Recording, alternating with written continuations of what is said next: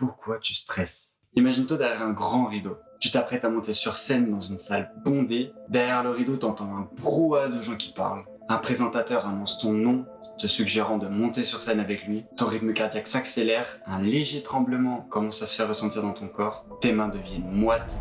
Te voilà en état de stress. Le stress, en biologie, est un ensemble de réactions d'un organisme soumis à des contraintes de l'environnement.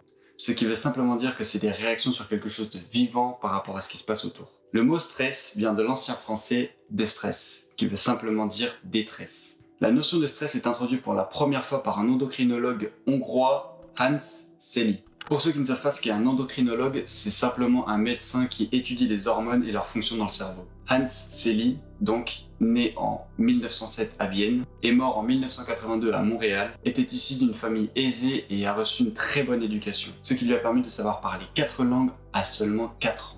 Plus impressionnant encore, en 1945, il est le fondateur et le directeur de l'Institut de médecine et de chirurgie expérimentale à l'Université de Montréal. En tant qu'endocrinologue, il découvre le concept du stress en étudiant la réponse physiologique d'une population de rats à l'injection d'hormones. Peu de temps après, il constate que les liens n'ont rien à voir avec l'injection d'hormones, mais au fait même d'avoir procédé à l'injection. En 1956, il publie The Stress of Life, qui peut simplement se traduire par le stress de la vie, un livre avec lequel il enrichit l'endocrinologie d'un nouveau concept diagnostique, le syndrome général d'adaptation, c'est-à-dire l'ensemble de modifications qui permettent à un organisme de supporter les conséquences physiopathologiques d'un traumatisme naturel ou opératoire. Plus simplement encore, les changements qui se font dans le corps pour supporter le dérèglement dans le cerveau causé par le stress. Le stress fait ainsi son entrée dans le répertoire des pathologies du monde moderne. Par la suite, il développera également le concept de eustress, un terme qu'il a inventé qui se compose en 2 parties.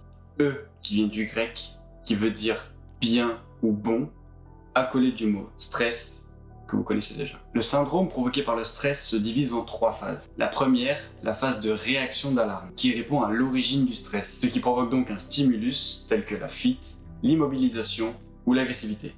La deuxième, la phase de résistance, qui produit principalement du cortisol, est une hormone qui est à l'origine de la régulation du cerveau. Et la troisième, la phase d'épuisement, qui correspond à un état dans lequel les récepteurs du système nerveux central deviennent moins sensibles au cortisol si le stress dure dans la durée et est suffisamment puissant. Conclusion, vous êtes en état de stress. Le stress a des répercussions sur notre santé mentale et physique. Son action peut nous être bénéfique dans certains cas et nous pousser à la réussite, ou au contraire nous être néfaste et nous déstabiliser jusqu'à en perdre le contrôle de nous-mêmes. Quels sont maintenant les facteurs déclencheurs du stress? La réponse est tout. C'est simple.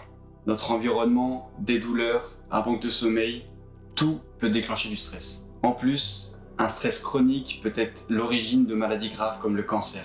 On peut donc se poser la question si on peut contrer ce stress. Et la réponse est oui, évidemment. Des choses toutes bêtes, très simples et très logiques peuvent grandement améliorer notre rapport au stress. En commençant par le sommeil. Dormez suffisamment. Le taux de cortisol diminue pendant le sommeil. Faites du sport. Parce que vous faites du sport, vous produisez de l'endorphine et de la dopamine, qui sont les hormones du bien-être et du plaisir. Encore, buvez de l'eau, parce que la déshydratation joue un rôle important dans le stress. Vous pouvez avoir recours à de la relaxation, comme de la méditation ou encore des techniques de respiration. Dans une étude que j'ai lue en faisant mes recherches, il paraîtrait qu'en respirant lentement, certains neurones restent inactifs, ce qui garderait notre corps dans un état calme. J'ai bien évidemment essayé de vulgariser au maximum pour qu'un maximum d'entre vous puisse comprendre. Et s'il y a encore des choses que vous ne comprenez pas, n'hésitez surtout pas à le dire dans les commentaires. Je me ferai un plaisir de vous répondre si j'ai les connaissances, sinon d'autres s'en chargeront.